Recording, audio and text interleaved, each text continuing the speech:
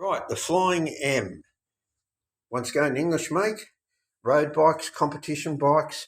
We think this one here, a twin, is probably the 600 model, 4-stroke. What year? 50 something or early 60s? We don't know. Anyhow, it's there. It's for you to look at.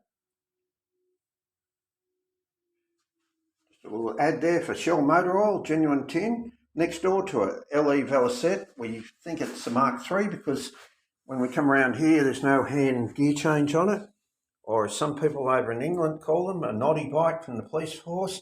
And you notice how they divert the water off going up your crotch there. And what we want to show you here is not only does it have the windscreen, but it has this protective vinyl shield at the front, something that I'm not common with. I've seen the other ones on the back. We'll go past a little 20 there, and this has to be something that's very close and dear to my heart. That's an MV Augusta out at Varese in Italy. This particular one is one of their smaller models, so 150cc, and this bike has an interesting history in that it was lost. It was lost in a fire, very similar to the NMN, the National Motorcycle Museum at Birmingham. This bike was subject to a salvage job, was burnt, and now it's resurrected, and this is what the rider would see on it. Very crouched position, bent over, but it's an unusual model, 150cc MV Augusta out at Varese in Italy. And some of you may be familiar that MV Augusta has once again just changed hands.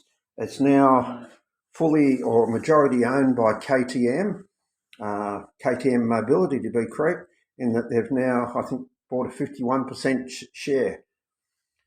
Then to finish almost off, Royal Enfield. If you haven't heard of Royal Enfield, you haven't been around motorbikes. Started out, it's probably got the history as the longest continuous production of a motorbike. It's changed from being made in the UK. This is a Continental GT. Was resurrected, went to India, and then Harris Brothers are now involved in the production of frames and things. So there's certainly still an English content here, still some research and development that's done with Royal Enfield in Australia.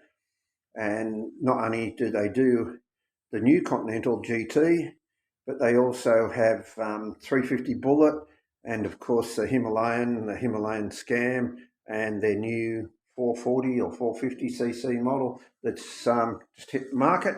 And to show that we're not entirely biased towards British bikes, we'll go to the thumbs up gentleman,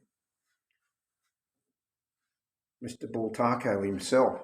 And this is a 250 Sherpa T, I believe, and it's in very, very good condition. They're a great bike for trials.